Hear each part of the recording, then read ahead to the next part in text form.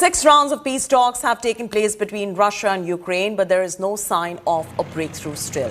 Zelenskyy has again asked Putin for direct talks to end the conflict, but Putin shows no signs of backing down. The world is holding its breath and asking when and how this war will end. Here is a report.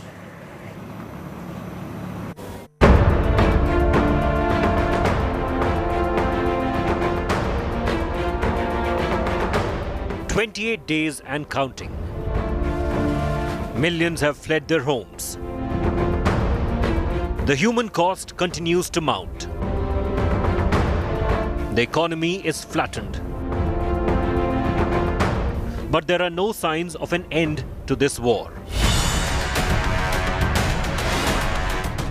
After 6 rounds of peace talks, a breakthrough still eludes Russia and Ukraine. Ukrainian President Vladimir Zelenskyy has once again called for direct talks with his Russian counterpart Vladimir Putin. Russia has rejected Zelenskyy's demand right away. Moscow says the president-level talks can happen only after the two sides agree on a deal. Much will also depend on where the US stands. American President Joe Biden is traveling to Poland this week. President Biden will not be visiting Ukraine despite request by Kyiv. President Zelenskyy is making no bones about his disappointment with his Western allies. While Ukraine is putting up a fierce fight despite relentless Russian bombardment, the question is how long they can do that. This is one war neither side seems to have an endgame. Bureau Report, India Today. It is a war between nations, one army attacking and one defending. But beyond the sound and gore of a bloody war that tots up victory in human bodies, there is a clash of personalities. The other fronts of this war, the fronts painstakingly created and maintained by the individual leaders of this battle. The world too has aligned politically behind these personas.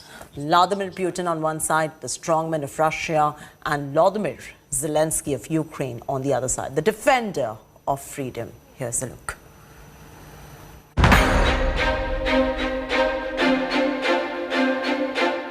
One is a strong man. The other has become stronger by the day.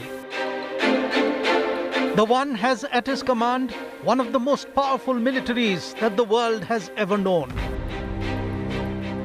The other has become the most powerful symbol of military resistance. One is likened to strong leaders going back over 100 years, whose actions destabilized Mother Russia. The other is also likened to wartime leaders of Europe going back nearly a century. The one is Vladimir Putin, the aggressor. The other is Volodymyr Zelenskyy, the defender.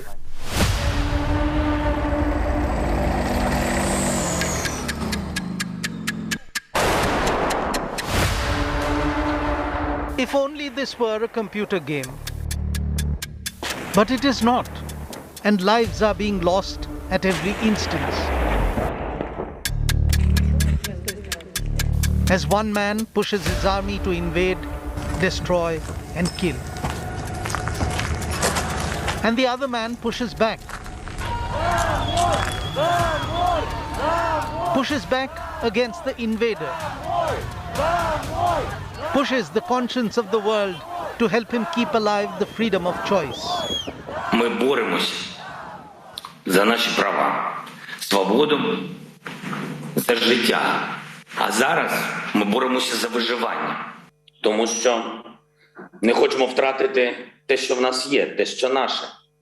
Україну. Зупиніть бомбардування. Скільки ще має впасти ракет на наші міста? У відповідь ти чуєш, що хтось цього не хоче робити, адже дуже занепокоєні. I'm addressing the President Biden.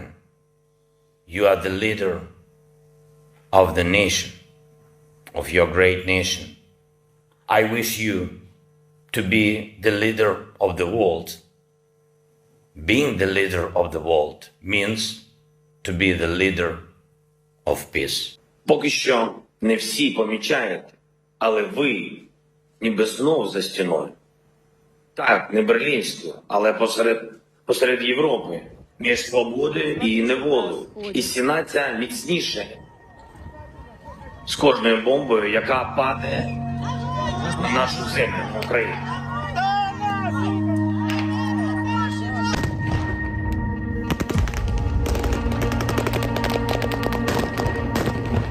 If only this were history from the past.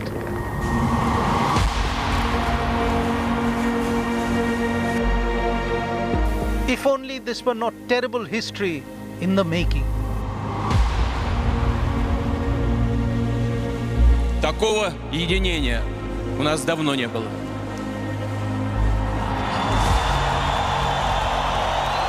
Vladimir Putin, in the 22nd year of his power, is no longer an individual.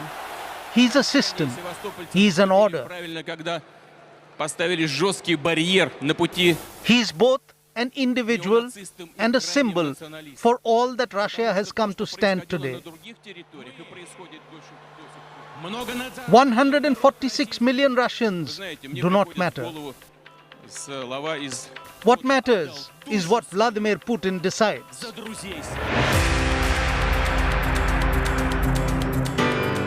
Putin is more than an individual. He has become synecdoche, a minuscule Russian who has made himself represent the whole of it.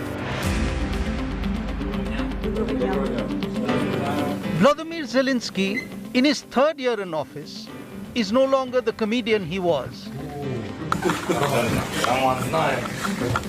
He has grown in importance far beyond the boundaries of his beleaguered country. Zelenskyy, in his military t-shirt, is a symbol too. Zelenskyy is resistance, a rallying call for 41 million Ukrainians. Zelenskyy too is a synecdoche, where the whole of Ukraine is represented in its one single minuscule part. Russian forces continue to rain missiles on key Ukrainian cities. US President Joe Biden will travel to Poland at the end of the week. What does Biden's visit to NATO member Poland mean amidst the raging Ukraine-Russia war? What message is the United States of America president trying to send out? Our next report gives you all these answers. He's about to mark a month of his invasion of Ukraine. He's about to mark a month of rapid-fire sanctions against Russia. And he's about to mark a month of warning the international community about World War III. In just hours from now, these three leaders will be on the same landmass. After his vice president failed to cut any ice in Poland last week, US President Biden will be in Ukraine's neighboring country this week. The visit comes amidst weeks of suspense over whether Ukraine's NATO neighbors will help stop Putin's war machine. Oh, I think he is a war criminal. Now, in the Ukrainian land, our soldiers and officers are fighting for Russia, for a peaceful life, for the people of Donbass, to denazify and demilitarize Ukraine so that no anti-Russia that has been created by the West next to our borders didn't threaten us. With nuclear weapons as well, as it was happening recently, our people is proud of. US President Joe Biden's visit to Poland comes at a time when Ukraine's President Zelenskyy has increasingly felt more disenchanted and betrayed by both the United States and the North Atlantic Treaty Organization countries. And this disenchantment he has openly expressed in more ways than one, and now on more occasions than one. Зробити Україну, щоб стати членом НАТО, бути в безпеці, отримати гарантії безпеки. Ми чули відповідь. Рішення такого на столі поки що немає. І найближчим часом не буде. Як і крісла для нас за цим столом. Between the belligerence of Putin and the self-righteous counter-strikes by Biden, Europe is taking on a terrifying post-war hue. Devastation in big cities, talk of battle in the air, nuclear forces on operational alert, night skies lit up by explosions, weapons by the ton flowing across international borders, and the hustle and bustle of superpower leaders with no real plan on stopping the actual violence. Can Biden provide clarity on what happens next? With Gaurav Sawant in Poland and Geeta Mohan in Moscow, Bureau Report, India Today. Hours after Russia's attack on Ukraine began, 5 German warships set sail for Latvia to help protect NATO's eastern flank. Russia's invasion has propelled the alliance into what Secretary General Stoltenberg. As we're getting you all these ground reports from Ukraine, let's go straight across to Rajesh Pawar, who's joining us live from Kyiv. Rajesh, bring us up to speed with the latest developments in war-torn Ukraine as you are right there getting us second-by-second updates. What is the latest 6 rounds of peace talk? No resolution in sight. Look, as far as the ground offensive of Russian forces is concerned inside Ukraine, there has been a lull in battle for in the last 48 hours. However, the air attacks, the artillery fire continues unabated. Yesterday, Kyiv city witnessed a very heavy barrage of artillery fire. About 18 to 20 explosions were heard in the afternoon yesterday. There was no explosion, no air attack in the night though. The fighting outside Kyiv has also been stalled now, and the reports are that Russian forces are digging in outside on the periphery of Kyiv, which suggests that they are preparing their defensive positions to avoid any kind of counterattack by the Ukrainian forces. And they intend to put a siege around the city like they did in Mariupol, so that the city, they don't have to go inside the city, get indulged into street-to-street, house-house fight, and maybe put pressure on the Ukrainian government and on the city to surrender or to come to negotiating table on their terms. As far as Mariupol is concerned, there is some fighting going on in certain pockets of Mariupol, but largely the city right now is under Russian control, and the areas which remain contested still, there is some kind of guerrilla warfare going on, house-to-house fight, street-to-street fight is on, as the humanitarian crisis over there is still unfolding. But yesterday, about 8,000 to 9,000 residents could be evacuated from Mariupol city, but still a large number, more than 100,000 civilians still remain stuck in the city of Mariupol. Over to you. The other worrying part here is, Rajesh, and Geeta's been getting us those updates too from Moscow, is that if Russia ends up facing any kind of existential crisis, they've threatened to use nukes. And that is a big worry, not just for Ukraine, but for the rest of the world. If you could put that into perspective. Look, Russia, is this question to me? Yes, absolutely, Rajesh. Go on. Is this question for me? Yes, Rajesh, the question is for you. See, look, as far as Russia is concerned, Russia entered this war. Russia invaded Ukraine on the pretext that it is a red line for Russia when Ukraine decided to join NATO. And Russia has reiterated this point several times, that if their security is threatened, they will go to any extent. There is no compromise as far as security of Russia is concerned. Right now, we are seeing a very definite strategy on part of Russians. They are capturing landmass all over south and east of Ukraine, but they're trying to avoid getting inside cities, except for the exceptions of Mariupol and Kherson. They are not trying to get inside population centers, because that would result in heavy casualty to Russian troops, as well as a lot of collateral damage in terms of civilian casualties. So we see their tactics is more to put pressure and to bring Ukraine onto negotiating table so that they can have a favorable solution and they can fulfill all their military and political objectives for which they entered this war. Over to you. So you're saying that there is added pressure for Ukraine to come to the negotiating table. And in terms of the negotiation, what are the conditions that have been levied upon Ukraine, in return of which there would be a complete ceasefire from Russia?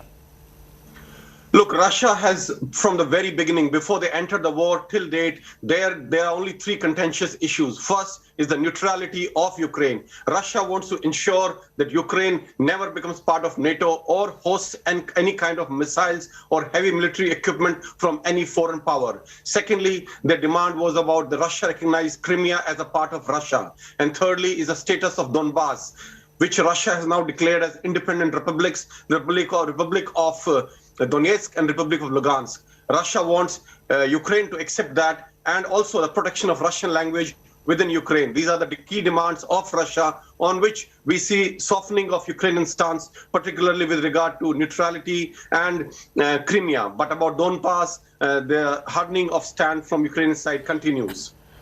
And as far as US President Joe Biden is concerned, his visit to Poland also is concerned. What is your sense in terms of what it would actually end up achieving in terms of a resolution or a plausible resolution to the ongoing conflict?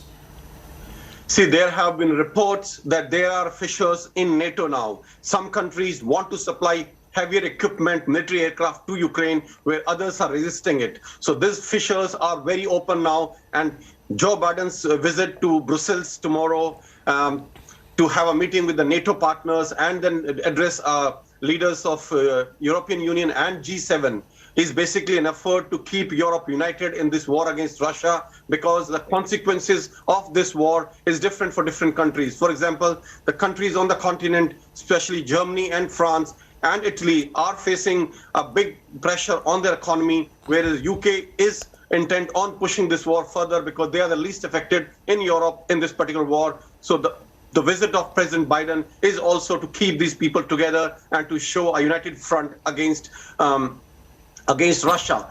Besides this, he's visiting Poland also, basically to reassure Poland that in this crisis, when there are more than 2 million refugees now inside Ukraine, which is affecting their economy badly, that US will continue to support Poland in terms of humanitarian aid and finances, and also to reassure them that their security is of paramount concern to US as it was before the war started. So Rajesh, are you trying to say that NATO at this point of time is divided, or there are just a few fissures and certain creases that require ironing?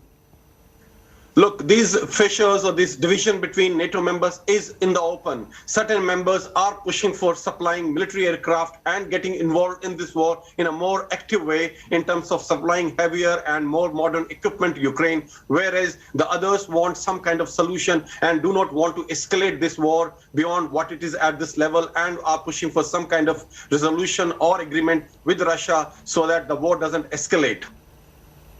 Right. And what about Russia's combat power at this point of time? Is that declining? Is that a matter of concern at the moment for Moscow? Are they taking stock of the fact that their power is actually declining?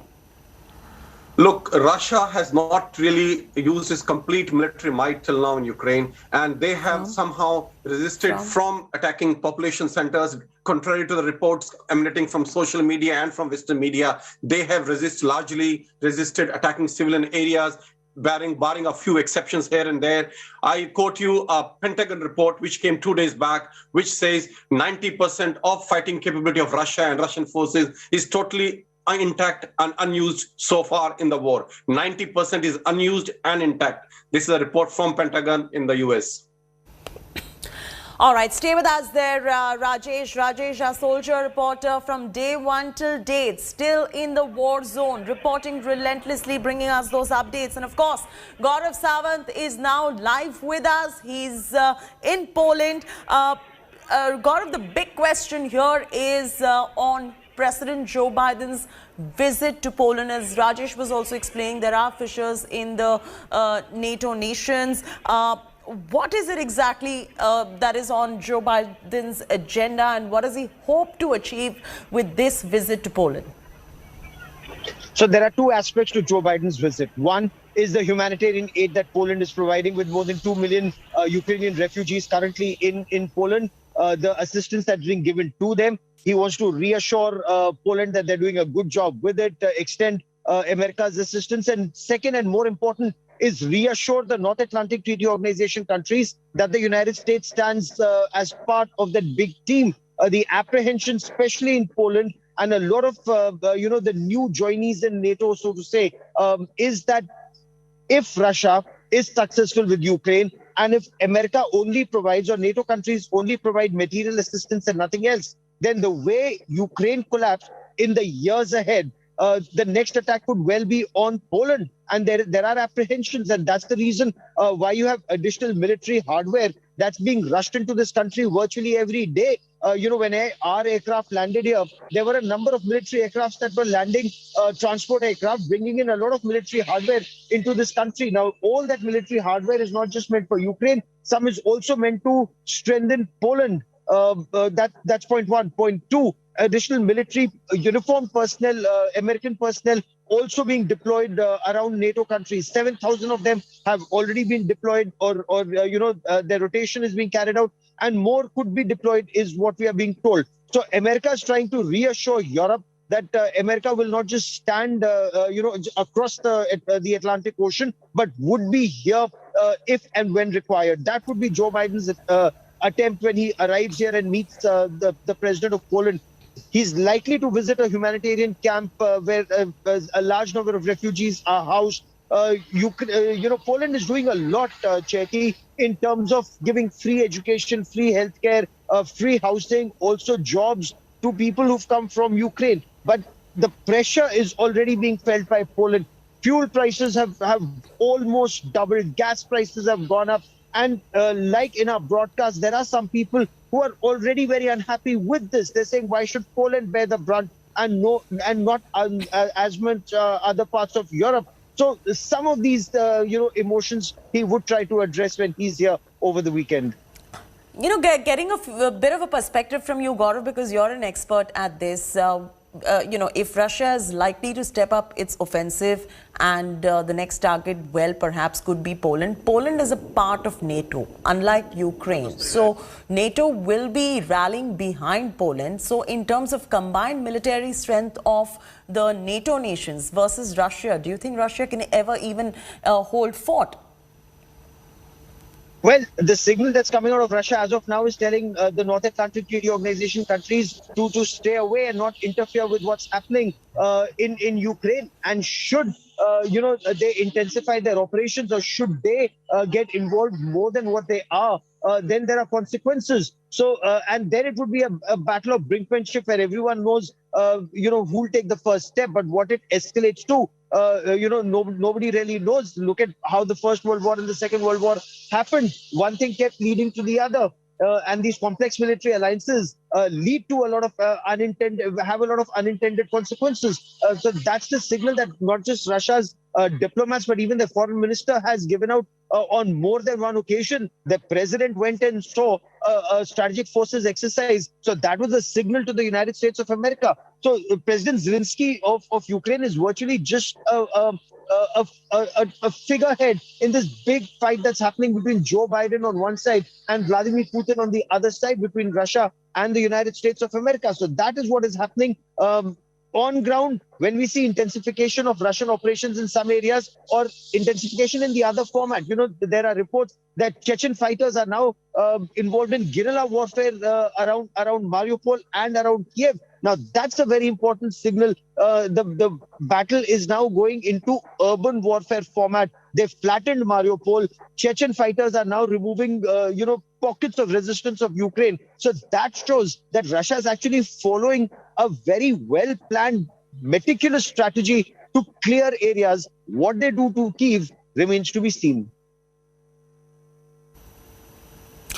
All right, Gaurav Sawant getting us all those latest details from Warsaw and Poland, and we'll keep coming back to you, Gaurav, for more on this. Rajesh Pawar also with us. It's time now for a very short commercial break here on India Today. And as we slip into a break, we're leaving you with visuals of attacks at different locations in Ukraine on day 28. Севастополь. Что-то стреляет.